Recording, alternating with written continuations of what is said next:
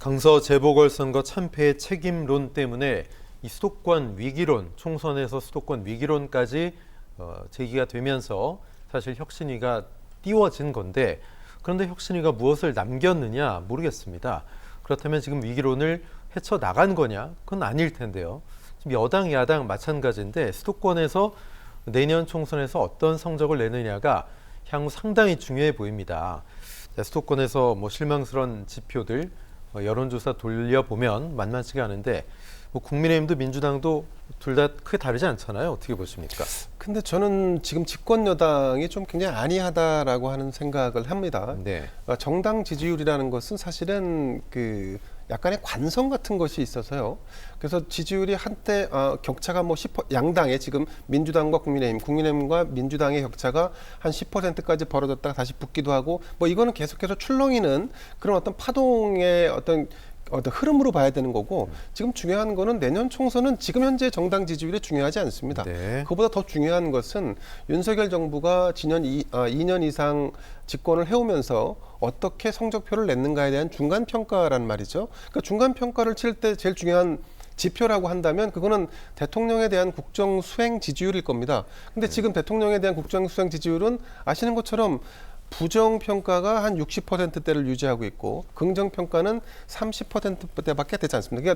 그러니까 거의 더블 스코어가 나고 있습니다. 이 스코어를 어떻게 좁힐 것인가, 윤석열 대통령이 국민적인 국정 지지율을 어떻게 끌어올릴 것인가가 사실은 관건인데, 근데 국민의힘은 여전히 민주당도 다르지 않다라고 얘기하거나 혹은 이재명 당대표의 사법 리스크로 무너질 것이다. 아니면 지금 현재 민주당의 또 다른 뇌관이 되고 있는 결국 이재명과 반 이재명계의 어떤 분열로 우리가 반사이익을 잃을 것이다라고 하는 이런 기대를 하고 있는 것 같아서 너무 안타깝습니다. 아니라는 생각이다. 굉장히 아니라는 네. 생각이죠. 국민은 지금 국정과 지금의 집권 여당이 변하기를 요구하고 있는데 지금 변하고 있는 게 없습니다. 시간이 별로 없습니다. 게다가 지금 이 국정 지지율을 끌어올리기 위해서는 남아있는 4개월이 결국에 긴 시간이 아니죠. 여기다가 과연 그러면 현 정권이 변하고 있는가? 제가 방통위원장을 최근에 이제 새로 대통령이 지명을 했는데 방송과 통신의 전문가가 아닙니다. 근데 그런 사람을 임명하는 걸 보고, 더군다나 검사 출신인 사람을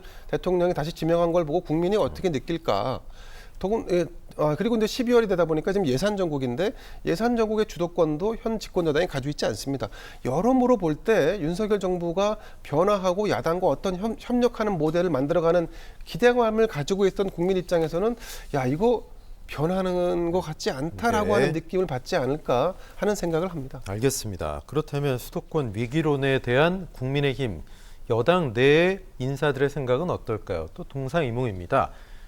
범친윤계라고 할 수 있을까요? 윤상현, 안철수 의원은 일단 윤상현 의원 장관 한 분 들어온다고 해서 수도권 위기론 극복되지 않아. 최근 장관들 총선 차출, 원희룡, 한동훈 장관 이런 분들 얘기한 거겠죠. 안철수 의원은 경기도가 특히 심각하다, 열석이나 할 수 있을지. 하지만 김선동 서울시당 위원장은 수도권 위기론이 실체가 없고 오히려 기회다. 미래 세대들 계획을 세우고 중산층의 삶 영위하는 기반을 만들어주면 된다. 이렇게 얘기하고 있습니다. 박 교수님, 왜 이렇게 당 내에서도 인식의 차이가 수도권 위기론에 대해서 있을까요? 어떻게 보십니까? 서로 바라보는 데가 다르기 때문입니다. 앞서 김대현 평론가께서 말씀하셨지만 국민의힘 내부에서 수도권 위기론을 주장하시는 분들이 바라보는 것은 대통령의 낮은 지지율이에요. 대통령의 대통령제 국가에서 대통령의 국정 수행 지지율이 60%의 부정을 가지고 있다. 그러면 그 부정이 표로 오지 않는다라고 하는 걸 보는 거거든요. 반면에 긍정적인, 그나마 해볼만 하다라고 얘기하시는 분들, 소위 말해서 윤석열 키즈가 들어오고 한동훈 장관 들어오고 우리 진정성, 정권의 진정성이 국민들에게 이해가 된다면 충분히 해볼만 하다라고 하는 분들은 누굴 보냐 하면은 민주당이나 이재명 대표, 사법 리스크를 가지고 있는 이재명이나 민주당 대표를 보는 거예요. 그러니까 저쪽이나 우리나 도찐 개찐인데 지지율 별 차이 안 나는데 해볼 만한 거 아니야? 이렇게 보는 거죠. 자, 그러면 우리가 이 총선에서 과연 수도권의 민심을 뭘로 봐야 되느냐? 구도가 민주당이나 국민의 힘을 보고 찍는 거냐? 아니면은 현 상황이 바뀌었으면 좋겠다라고 하는 것에 대한 투표로 이어지느냐? 이게 중요한데, 역대 대통령에 대한 중간선거, 중간평가에 치러지는 선거는 대통령이 그동안에 해놓은 국정 수행에 대한 평가, 이것이 가장 결정적으로 좌우합니다. 그렇기 때문에 지금 민주당을 바라보면서 해볼 만하다라고 얘기하는 거는 물론 뭐 선거 앞두고 우리 폭망했어 질 거야라고 얘기할 수 없겠지만 그럼에도 불구하고 너무 현실을 안이하게 뭐 일종의 정신승리 아니냐 이렇게 평가할 수밖에 없죠. 그렇군요.